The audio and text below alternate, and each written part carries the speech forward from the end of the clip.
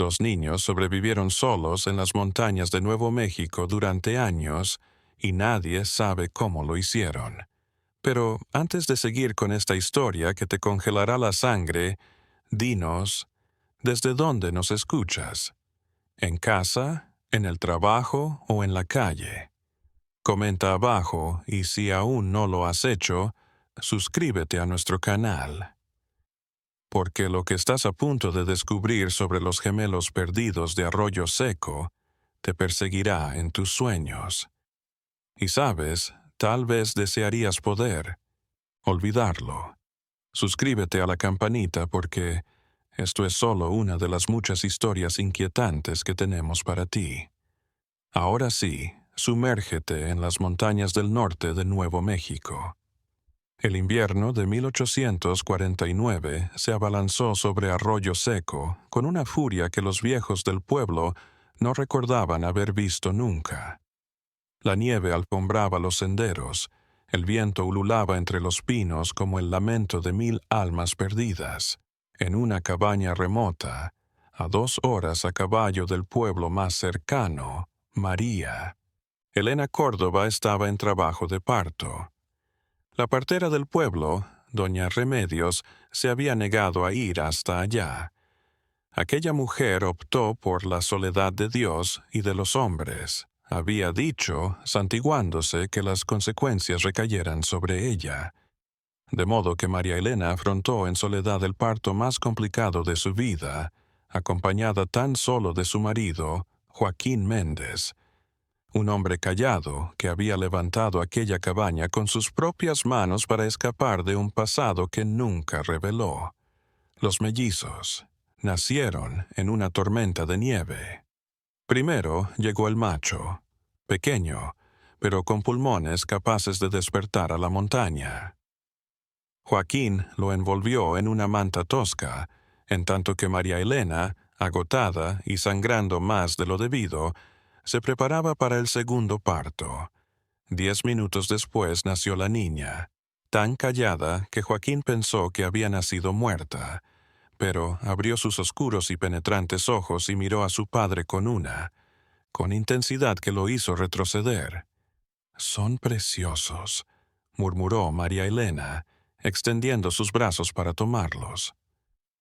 Joaquín acostó a los bebés al lado de su esposa y notó algo. Ambos mellizos tenían la misma marca de nacimiento en el hombro izquierdo, una mancha roja en forma de media luna. En el folclore local, las marcas idénticas eran un signo de un vínculo inquebrantable o una maldición compartida.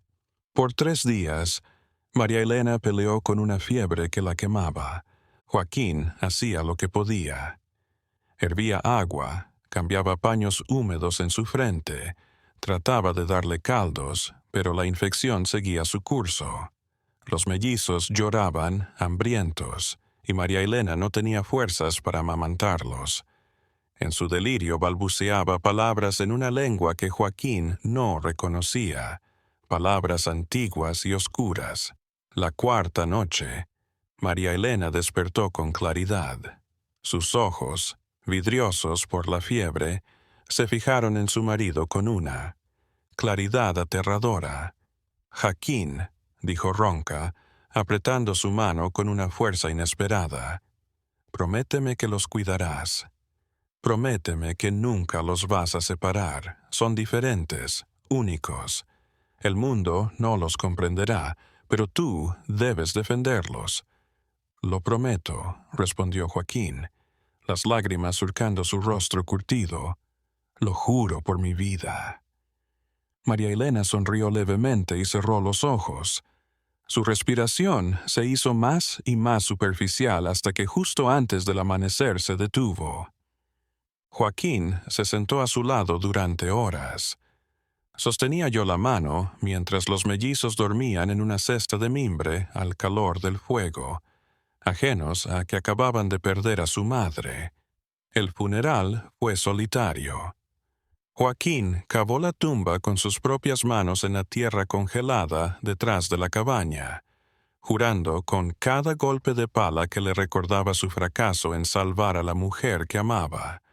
Cubrió el cuerpo de María Elena con la mejor manta que poseían y la acostó en la fría tierra.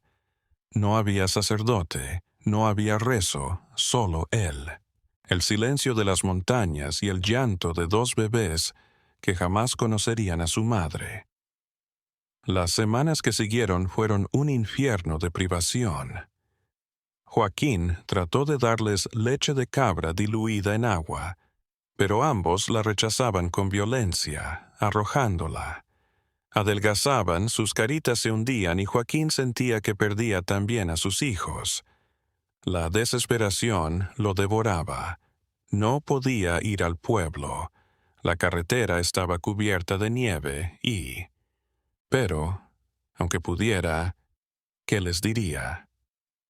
Una noche, en un arrebato de cansancio y miedo, Joaquín se cortó el dedo con un cuchillo y dejó caer unas gotas de sangre en la leche de cabra.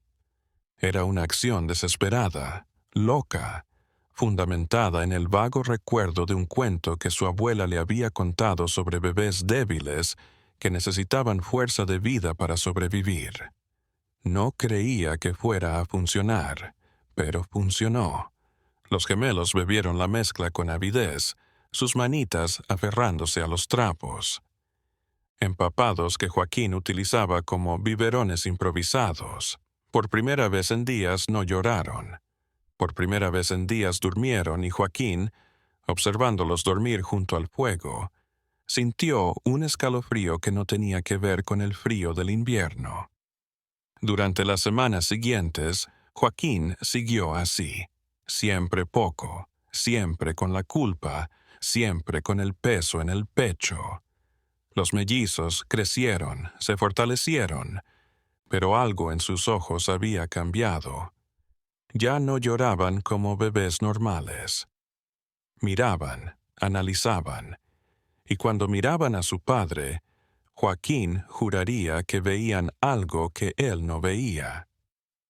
Cuando llegó la primavera y los caminos se abrieron, Joaquín tomó una decisión.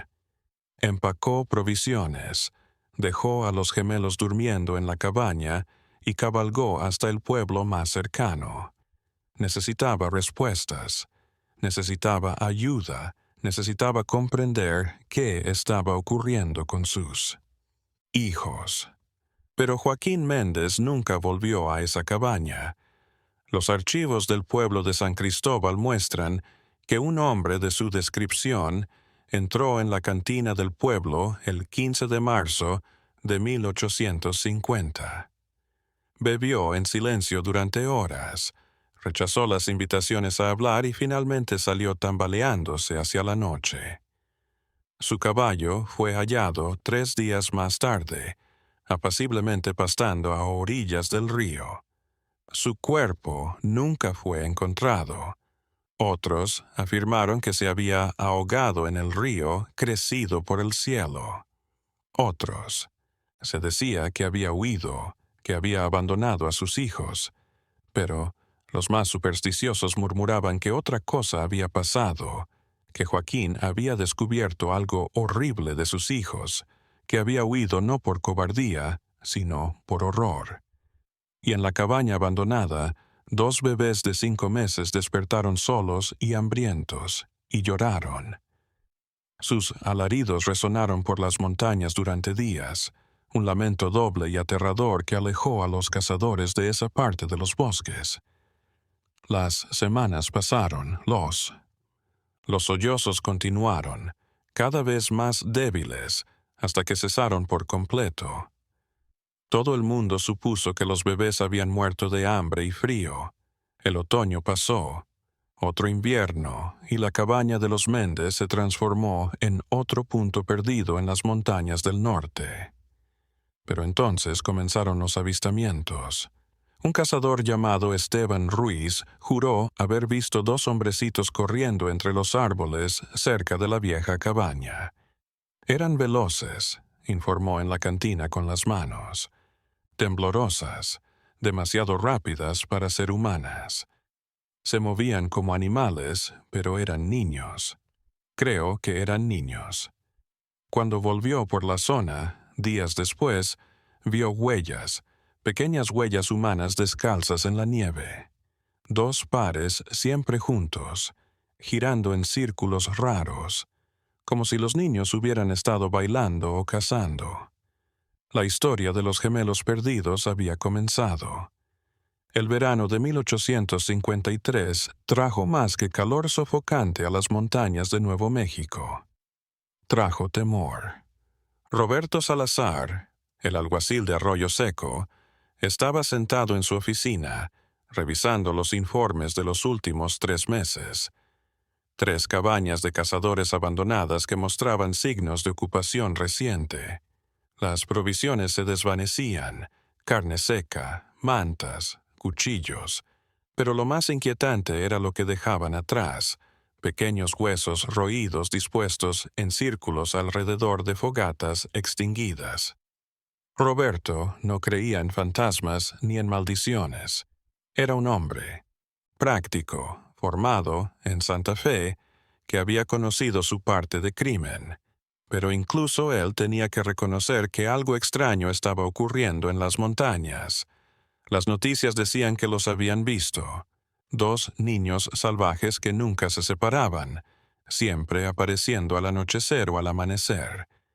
Otros los habían visto bebiendo en arroyos, lamiendo el agua como bestias. Son los gemelos Méndez, le dijo el padre Ignacio, el cura del pueblo. Nacemos pecadores, abandonados de Dios. Lo mejor que podemos hacer es rezar por sus almas. ¿Y si no mueren?, preguntó Roberto. Padre, deben tener 4 o 5 años. Ningún niño sobrevive solo en las montañas durante tanto tiempo. El padre Ignacio lo miró con cansancio. He aprendido que lo imposible es solo lo que no hemos visto todavía. Esos niños han hallado la forma y temo que no sea la de Dios. Roberto preparó una expedición. Reunió a 6 cazadores experimentados, todos armados, y partieron hacia el lugar en donde se habían concentrado los avistamientos. Era una tierra aislada, con cañones profundos y bosques de pinos. Al tercer día hallaron la antigua cabaña de los Méndez. Estaba en peor estado de lo que imaginaban. El techo se había caído, las ventanas estaban rotas, pero alguien había estado allí recientemente. Había un fuego apagado en el centro de la habitación. No en la chimenea, extrañamente, sino en el suelo de madera carbonizado alrededor del fuego, dispuestas en forma simétrica. Había huesos, muchos huesos. «Dios mío», murmuró Miguel Herrera, uno de los cazadores santiguándose. ¿Qué tipo de rituales están llevando a cabo? Roberto se acercó a mirar los huesos más de cerca. Eran pequeños restos de animales en su mayoría, pero algo en su disposición era inquietante. Cada hueso había sido limpiado y apilado en pares. 2 fémures, 2 cráneos de conejo, 2 costillas, todo duplicado, como si quien viviera aquí estuviera obsesionado con la dualidad. En la esquina de la cabaña había 2 camitas exactamente iguales hechas de ramas y musgo, y en cada cama una pila de cosas robadas, un cuchillo, una manta, un espejo roto, todo por duplicado. «Están aquí», susurró Roberto. «Los gemelos están vivos». Esa noche acamparon cerca de la cabaña, con un fuego grande y turnándose, para hacer centinela. Roberto se negó a que nadie se acostara a dormir. Eran las 3 de la mañana. El turno de Miguel estaba en curso. Miguel escuchó un ruido. Era tenue, casi inaudible por encima del crepitar del fuego, pero estaba ahí. Un susurro. No, 2. Susurros, gemelos, sincronizados como si 2 personas estuvieran hablando al unísono. Miguel tomó su rifle. «¿Quién está ahí? Aparezcan». Los murmullos continuaron. ahora más cerca. Miguel pudo reconocer que se acercaban. En dos direcciones distintas, una a su izquierda, otra a su derecha, pero aún así perfectamente sincronizadas. Entonces vio 4 ojos brillando en la oscuridad más allá del fuego. Eran del tamaño de un niño pequeño, quizás a 1 metro del suelo, y giraban en círculos lentos, mesmerizantes, siempre sincronizadas. «Chicos», dijo Miguel con voz temblorosa, «despierten, despierten ahora». Los ojos se acercaron un poco más. Miguel pudo percibir siluetas borrosas, figuras pequeñas, desnudas o cubiertas de pieles de animales, desplazándose con una gracia animal que ningún niño ordinario debería poseer. Su cabello era largo, enredado. Los demás hombres se despertaron tomando sus armas, y las formas retrocedieron. Hubo un sonido, no un grito, más bien un silbido agudo y doble, y luego nada. Roberto mandó que todos velaran hasta el amanecer. Nadie dijo nada. Al amanecer vieron huellas. Alrededor de su campamento, docenas de ellas, todas pequeñas, todas descalzas, girando en círculos perfectos. Los mellizos los habían estado acechando toda la noche, acercándose más y más, estudiándolos como un depredador estudia a su presa. «Necesitamos refuerzos», dijo Roberto mientras empaquetaban para regresar al pueblo. «Esto es más de lo que esperaba». Pero cuando volvieron 3 días después con 10 hombres más, la cabaña estaba vacía, los huesos habían desaparecido, las camas estaban deshecho, y en el lugar del fuego hallaron un extraño mensaje. 2 manitas de ceniza simétricas. Era una señal, un territorio, una advertencia. En los meses siguientes los avistamientos se multiplicaron. Un granjero halló su gallina ensangrentada y 2 círculos perfectos en la tierra. Una mujer que viajaba sola juró que 2 niños desnudos la persiguieron durante kilómetros. Un cazador halló su campamento invadido. Su plato había devorada. Sus mantas estaban dobladas en formas extrañas. Los mellizos se estaban volviendo más atrevidos, más inteligentes y, según algunos informes, más grandes. El padre Ignacio bendijo la iglesia cada semana. Oró por protección contra las almas perdidas de las montañas. Los padres del pueblo encerraban a sus hijos al caer la noche. Roberto sabía que eran cuentos, exagerados por el miedo, pero también sabía que en el corazón de cada leyenda había un grano de verdad. Y la verdad sobre los gemelos Méndez era que habían descubierto una forma de sobrevivir que desafiaba todo lo que la humanidad sabía sobre la naturaleza humana. La pregunta que lo atormentaba era sencilla, pero aterradora. ¿Cuánto tiempo podrían seguir así? ¿Y qué harían cuando se acabaran los animales de las montañas? El invierno de 1858 fue brutal. La nieve comenzó en octubre y no paró hasta primavera. Las temperaturas se desplomaron a niveles que la región no había visto en años. Los animales emigraron al sur o se refugiaron en madrigueras profundas, y en las montañas donde 2 adolescentes habían aprendido a sobrevivir durante casi una década, la comida escaseó. Los gemelos, ahora de 12 o 13 años, habían aprendido a sobrevivir con habilidades casi sobrenaturales. Podían seguir animales durante días sin cansarse. Sabían todo el uno del otro. Cueva, cada manantial. Se habían comunicado en un lenguaje de silbidos, chasquidos y movimientos de manos. Un idioma que solo ellos 2 comprendían. Pero este invierno fue diferente, incluso para ellos. La caza había sido escasa durante semanas. Los conejos estaban enterrados en la nieve. Los venados habían emigrado a tierras bajas, fuera de su territorio. Los gemelos habían llegado a comer corteza de árbol, raíces congeladas, incluso nieve manchada de sangre para engañar a sus hambrientos estómagos. Pero el hambre hace cosas feas a la mente, y estos dos no habían sido humanos en mucho tiempo. Una noche de febrero, la luna llena brillaba sobre la nieve como un fantasma, y los mellizos se acercaron más a la civilización de lo que lo habían hecho en años.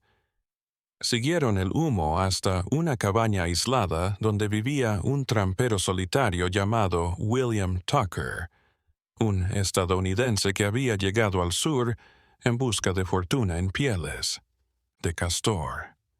William era un hombre corpulento, barbudo. Había pasado 2 inviernos en estas montañas y no le tenía miedo a nada. Estaba sentado junto a su fuego reparando una trampa rota cuando oyó el rasguño en su puerta. Primero pensó que era el viento, pero luego lo oyó de nuevo. Un rasguño, deliberado, rítmico. William tomó su rifle y se acercó lentamente. «¿Quién es?», gritó. Silencio. Esperó. Entonces abrió la puerta de una patada, el rifle en posición. No había nadie, solo. Nieve y noche. Pero en la nieve, justo frente a su puerta, había algo extraño. Huellas. 2 pares de huellas descalzas, pequeñas, girando en círculos perfectos alrededor de su cabaña. «Niños», susurró. «Malditos mocosos perdidos». William había oído hablar de los gemelos salvajes, pero era un hombre pragmático. Si había niños fuera en esta noche helada, por salvajes que estuvieran, su obligación era darles cobijo. «Hola, sé que están ahí. Entren. Hace demasiado frío para estar fuera». Por un largo momento, nada. Entonces, 2 siluetas surgieron de la oscuridad. William había oído hablar, pero nada lo había preparado. Eran flacos hasta el punto de verse demacrados, con los huesos asomando bajo la suciedad y las cicatrices de su piel. Su cabello era un desastre de nudos, pero eran sus ojos oscuros, inteligentes y sin miedo lo que más perturbaba a William. Lo observaban. «Pasen. Les daré de comer». Los mellizos no se movieron. Se quedaron al borde de la luz, inmóvil, sincronizada, incluso respirando al unísono. William retrocedió. «Vengan, no muerdo». Lentamente los gemelos entraron. Se movían como animales cautelosos, olfateando el aire, sus ojos escaneando cada sombra. Williams se dirigió a su cocina. Tenía un estofado hirviendo. «Siéntense». Los mellizos lo miraron, pero no se movieron. «Está bien, de pie». Entonces William sirvió 2 cuencos de guiso caliente, venado, papas, zanahorias, y los puso en la mesa. El olor hizo que los gemelos se tensaran, y entonces atacaron. Se abalanzaron sobre los cuencos con sus manos, empujándose la comida en la boca con tal fiereza que William retrocedió. No masticaban, tragaban, gruñían al comer, sonidos que no eran humanos. En menos de 1 minuto los 2 cuencos estaban vacíos. «Dios mío», susurró, «¿cuánto tiempo hace que no han comido?». Los mellizos lo observaron y luego hicieron algo que congeló la sangre de William. Sonrieron al unísono. Manera, aunque sus dientes parecían un poco más afilados de lo normal. Le sirvió más y más. Se comieron 4 cuencos cada uno antes de detenerse. Entonces, sin decir nada, se acurrucaron en la esquina más cálida junto al fuego y se durmieron. Williams se quedó despierto toda la noche con su rifle en el regazo, observándolos. Incluso, en sueños eran perturbadores. Respiraban al unísono. Se movían al unísono. Cuando uno se giraba, el otro se movía. Se giraba exactamente igual. Por la mañana, cuando William se despertó de un ligero sueño, los mellizos se habían ido. La puerta estaba entreabierta y le faltaba un cuchillo, carne seca, una manta en su despensa. Pero lo más inquietante era lo que habían dejado atrás. Sobre la mesa, en el centro, pequeños huesos alineados simétricamente. Y en la pared, escrito con lo que parecía sangre, había dos pequeñas manos presionadas una al lado de la otra. Era el mismo símbolo que Roberto había descubierto hace años, una señal, un mensaje. William decidió mudarse a un pueblo más civilizado, pero los mellizos aún no habían terminado de explorar los límites de la civilización. La comida que William les había proporcionado, algo que habían olvidado hacía tiempo, algo que recordaban vagamente de cuando comían algo más que carne cruda de animales pequeños. Un recuerdo de calor, de refugio, de algo parecido a la compañía. En las semanas que siguieron, más cabañas fueron visitadas, siempre en la noche, siempre dejando la misma huella. Los habitantes decían despertarse sintiéndose observados solo para descubrir que faltaban provisiones y ese símbolo inquietante en sus muros o puertas. Pero entonces, a fines de marzo de 1858, algo se movió. Un minero, Tomás Vargas, desapareció. Su cabaña estaba vacía, con signos de lucha. Había sangre en el suelo, no mucha, pero suficiente para decir que alguien había resultado herido.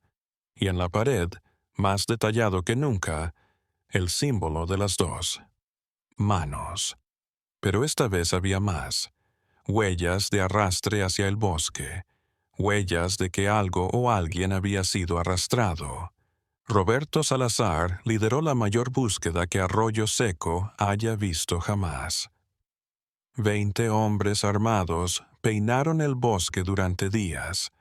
Encontraron huellas, sangre, tela desgarrada, marcas de algo pesado arrastrado por la nieve derretida y luego hallaron la cueva. Era una cueva, bien profunda, tras una cascada congelada, solo accesible a través de un túnel estrecho por el que había que arrastrarse. Roberto y 3 hombres entraron con antorchas en sus manos. Sus corazones latían con fuerza. Lo que descubrieron los acosaría por el resto de sus vidas. La cueva era enorme, más de lo que esperaba. Las paredes estaban llenas de dibujos, manos, círculos, figuras dobles. Pero lo más inquietante estaba en el centro, un círculo de piedras que hacía las veces de fogón, y en torno a él huesos, muchos huesos, demasiados huesos.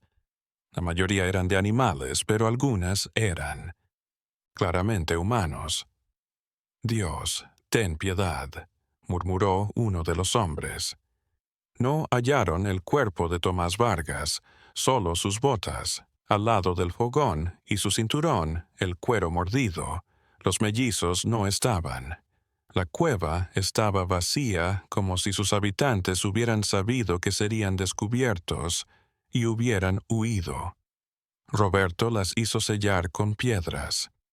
No había nada más que pudieran hacer. No había suficiente evidencia para demostrar qué había pasado con Tomás, aunque todos lo sospechaban. Y los mellizos se habían esfumado de nuevo en las montañas. Aquella noche, en la cantina de Arroyo Seco, los hombres bebieron en silencio. Roberto redactó un informe completo y lo remitió a las autoridades de Santa Fe, en la certeza de que sería ignorado o desechado como superstición folclórica. Pero él conocía la verdad. Los gemelos perdidos de las montañas habían cruzado una línea sin retorno. Ya no eran más niños, salvajes luchando por sobrevivir. Se habían transformado en algo más tenebroso, algo que la civilización no podía nombrar. Y lo peor era que eran jóvenes, apenas adolescentes. ¿Qué harían cuando crecieran por completo? Esa pregunta mantendría a Roberto despierto durante los siguientes 25 años. Un hombre flaco, con gafas y maletín de cuero, llegó a Arroyo Seco en la diligencia de Santa Fe en el otoño de 1883. Se llamaba Dr. Alexander Morrison, catedrático de antropología en la universidad, y había viajado hasta aquí para estudiar las leyendas de los gemelos perdidos. Morrison no creía en monstruos, creía en la ciencia, en explicaciones lógicas, en la capacidad humana de adaptarse a situaciones extremas. Había devorado todos los informes que Roberto Salazar había estado enviando a las autoridades territoriales durante décadas.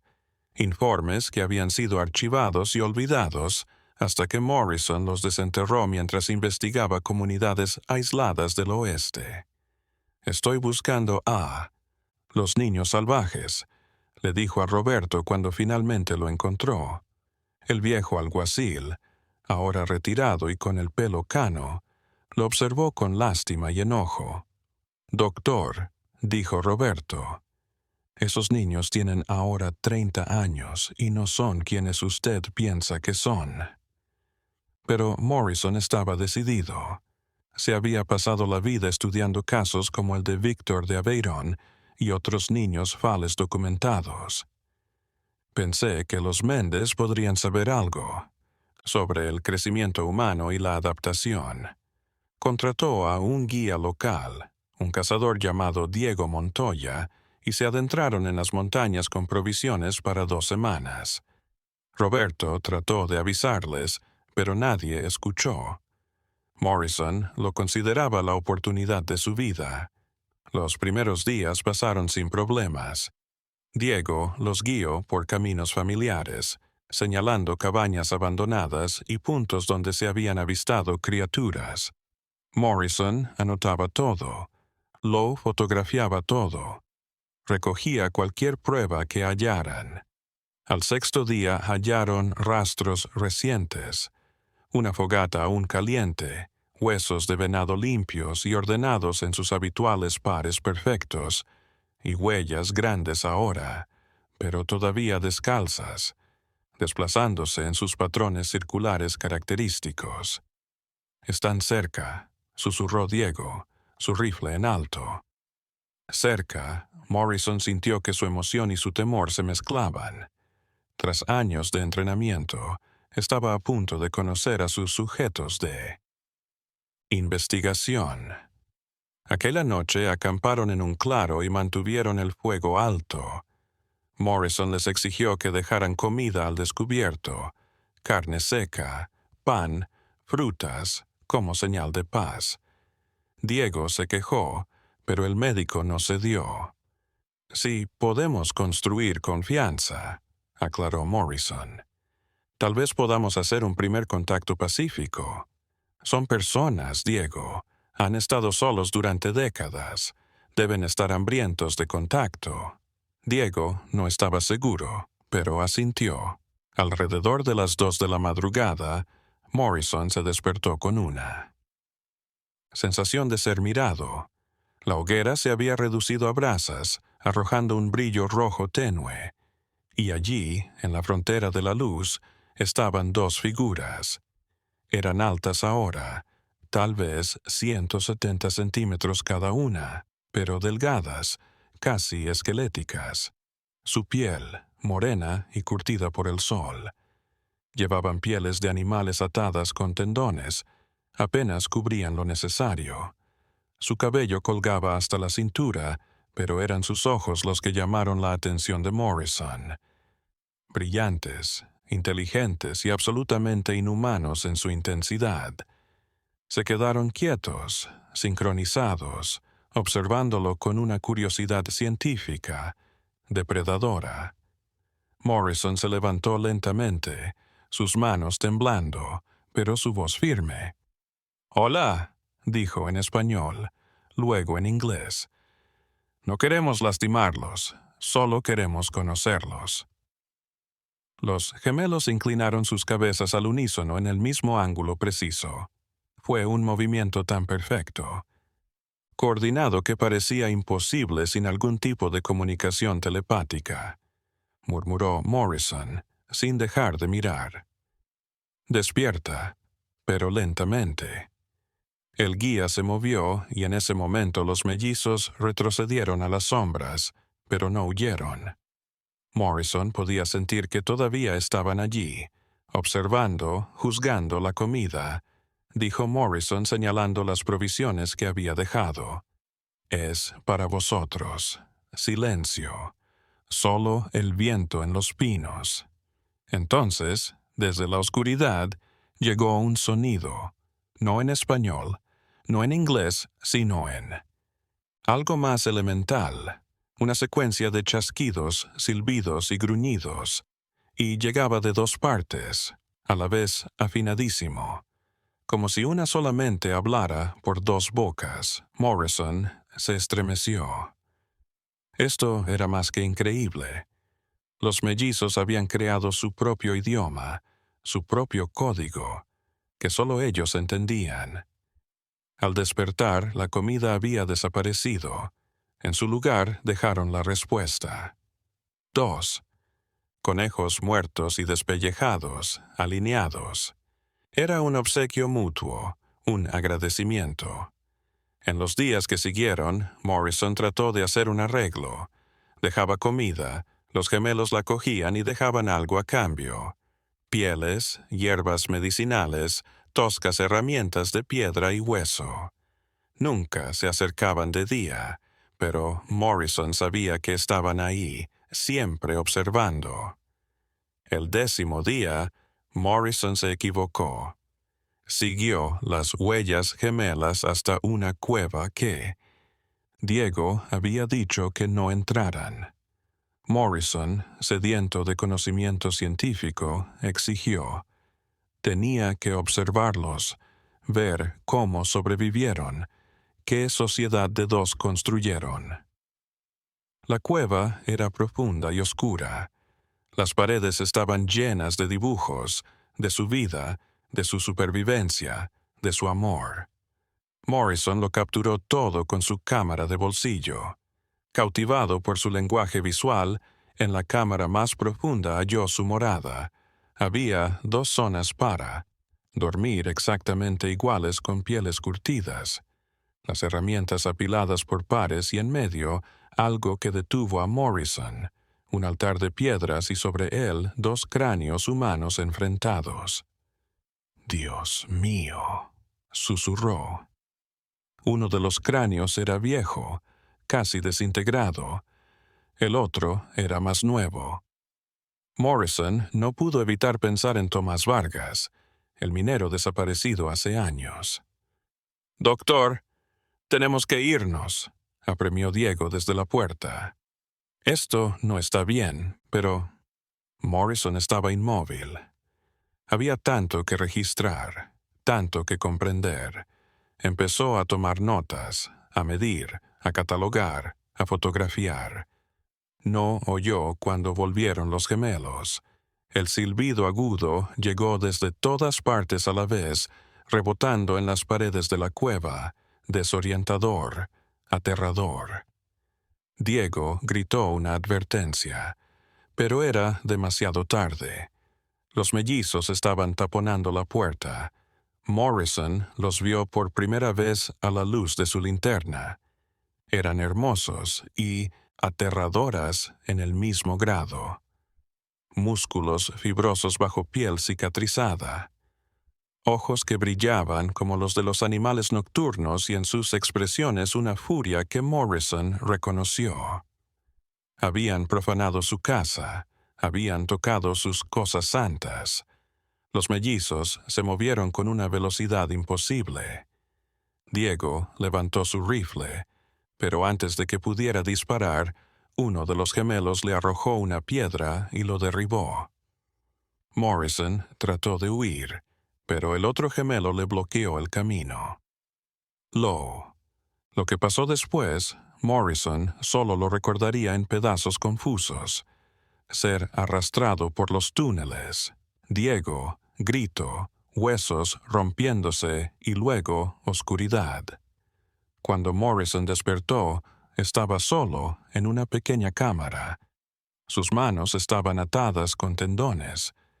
Su maletín y su cámara habían desaparecido y en la oscuridad podía oírse respirar. 2 respiraciones sincronizadas. Los mellizos lo retuvieron cautivo por 3 días. No lo hirieron, pero tampoco lo soltaron. Le traían agua, a veces cecina, y lo espiaban.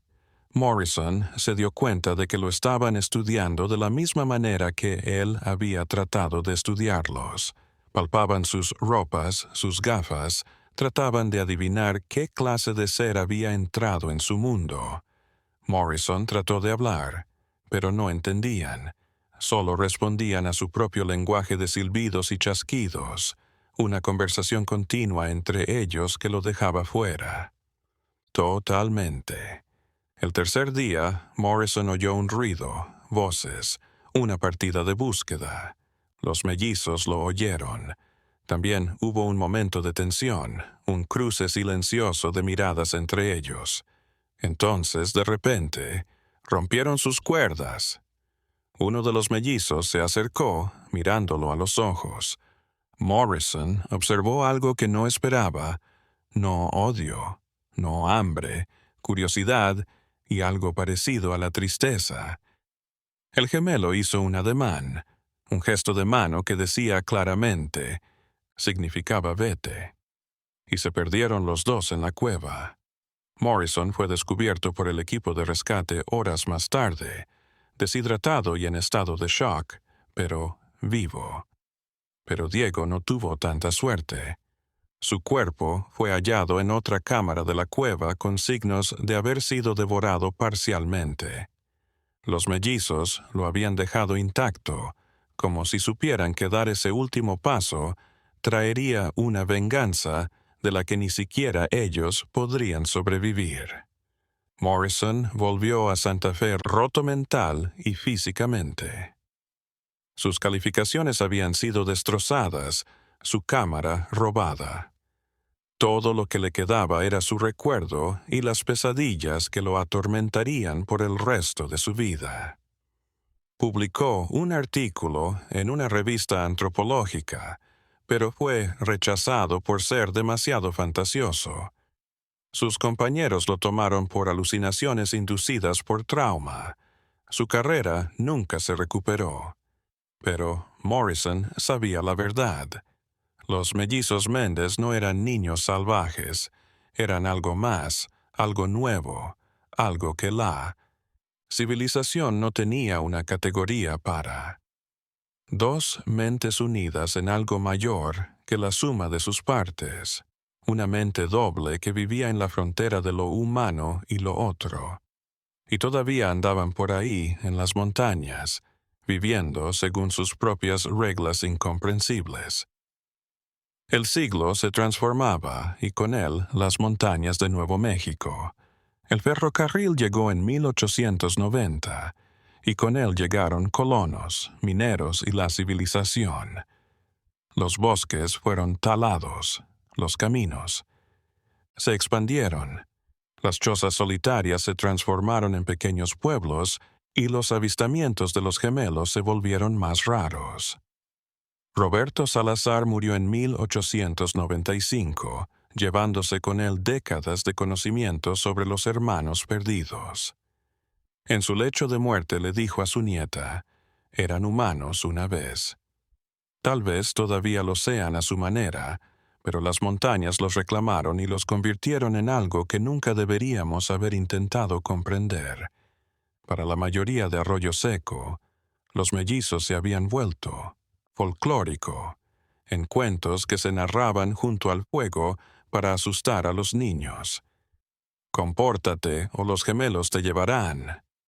Algunos incluso pensaban que nunca habían existido, pero hubo un último avistamiento confirmado. Era el invierno de 1899, justo antes del cambio de siglo. Una tormenta de nieve sin precedentes había aislado a Arroyo Seco del mundo exterior durante semanas. Las provisiones eran escasas. El pueblo estaba al borde del colapso. Una mañana los residentes se despertaron con algo inusual. Carne, montones de carne de venado, limpia, apilada en las puertas de las casas más pobres del pueblo, y con cada envío, el emblema familiar, 2 manos estampadas en la nieve. El padre Ignacio, ya viejo, lloró al ver las marcas. «Aún nos cuidan», susurró a su manera. Nadie vio a los gemelos, pero sus huellas estaban por todo el pueblo, de casa en casa, siempre en par, siempre sincronizadas. Habían traído suficiente carne para que la gente sobreviviera hasta que pasara la tormenta. Fue el último acto de los hermanos Méndez que el mundo civilizado conocería. Luego, los avistamientos se detuvieron, las huellas desaparecieron, los símbolos ya no aparecieron. Era como si los mellizos hubieran decidido que su tiempo había terminado, que el mundo que conocían, salvaje, solitario, suyo, había desaparecido. Algunos murieron en las ventiscas del invierno de 1900. Otros dijeron que finalmente se habían adentrado más en las montañas y que nunca más serían vistos.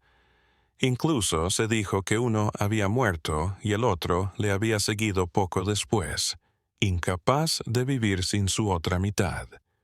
Nunca se supo con certeza. En 1902, unos cazadores descubrieron una cueva profunda en lo más recóndito de las montañas.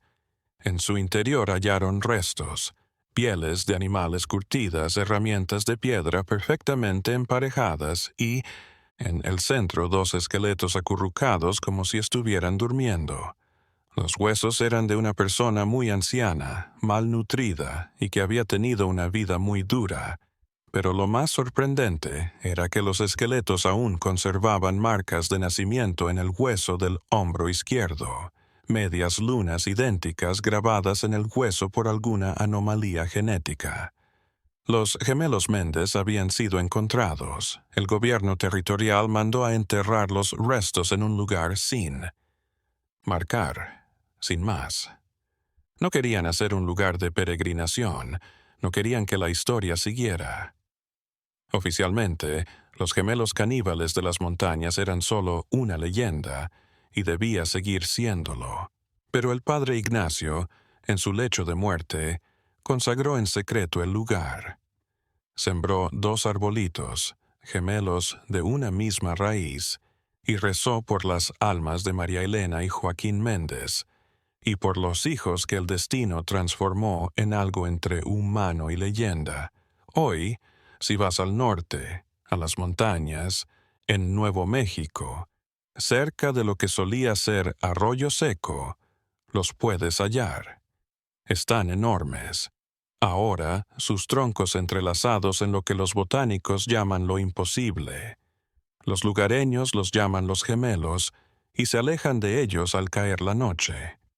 Porque, a veces dicen, en las noches de luna llena, cuando el viento sopla de una manera, puedes oír algo en esas montañas.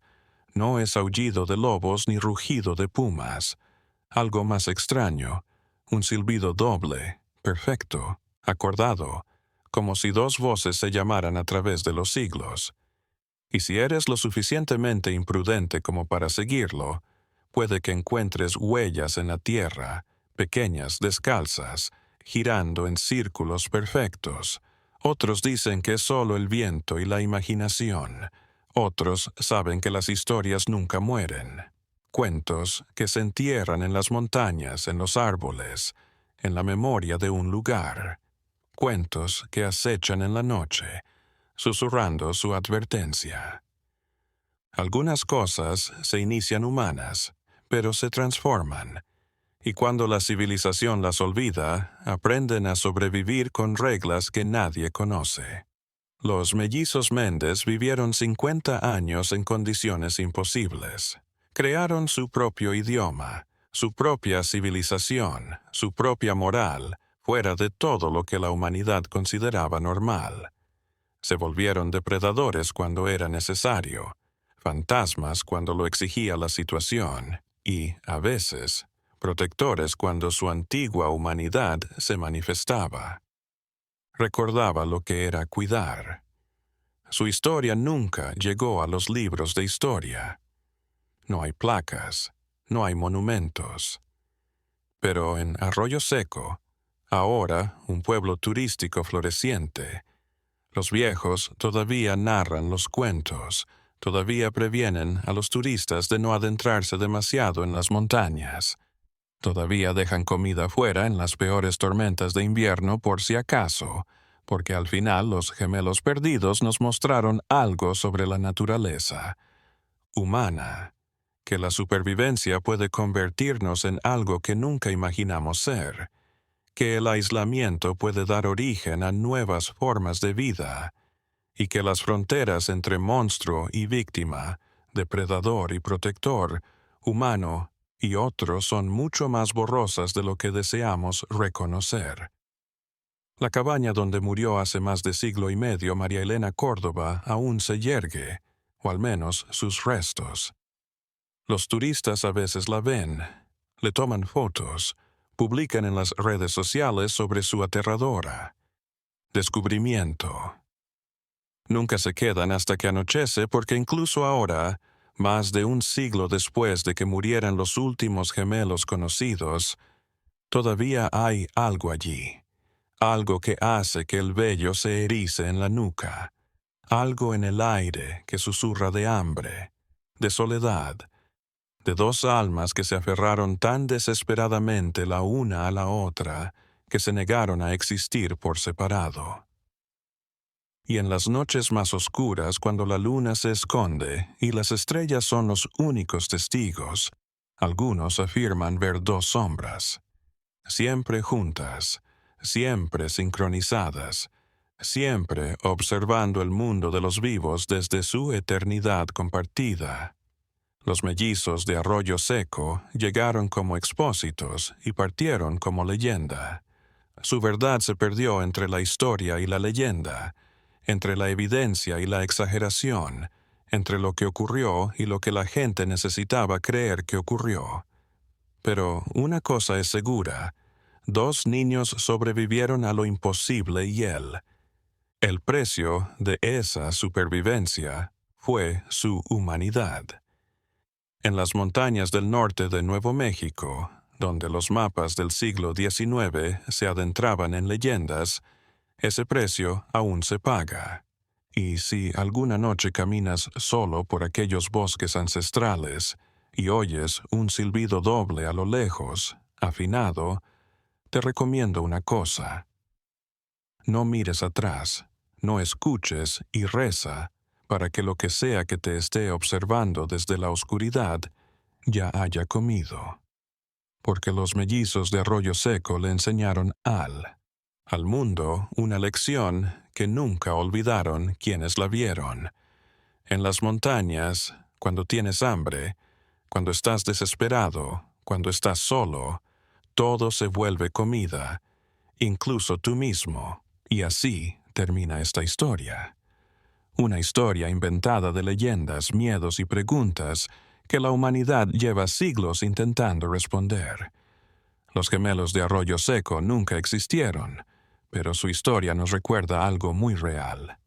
Cuando la soledad y el abandono pueden pervertir incluso a los más inocentes. Nadie escoge el mundo en que nace, pero todos soportan las consecuencias de ese mundo. Si esta historia te hizo reflexionar, déjame un comentario contándome qué habrías hecho tú en lugar del investigador. ¿Habrías continuado o habrías regresado? Y si quieres más historias oscuras del siglo XIX, suscríbete al canal y dale a la campanita. Aquí seguimos desenterrando la historia olvidada, incluso cuando esos lugares existen solo en la imaginación. Gracias por escuchar y recuerda, a veces los monstruos no dan miedo, sino las vidas que no pudiste salvar.